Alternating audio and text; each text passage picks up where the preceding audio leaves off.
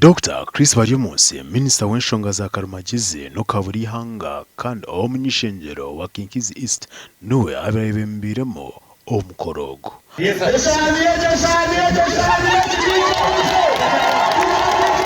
Amukorogo abantu bingi baryo mu kibiina cha FDC bagita kibiina cha NRM. United we stand, divided we fall.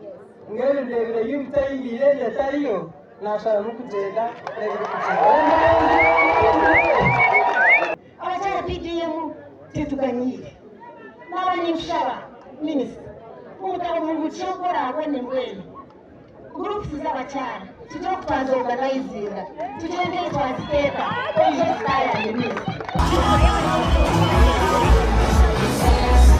umwanya go gukoramo enguuto tugambireho bitu minister nagira ngo entebe kanisa ziriyo zigenda mbesha okuruga Kanungu kurabera rugeyo Nyakishenyi Kisizi kuzarubale atwokabeho n'itaji okwiga kambuga ahigwali niko biriyo mu bihandiko bya Gavumentu nabwe ni n'abajungu abundi buza kuvugana esande geri kwijja abale tunda kubaleta okwijja kurupima Sobeno NRM yehonere kurupabwa kambuga twajigura omutumure kandi cyapasuri nk'uko mu cyarabe yatwaje mukwasa Gashakwa Weza Wilfred, Abwa TV West.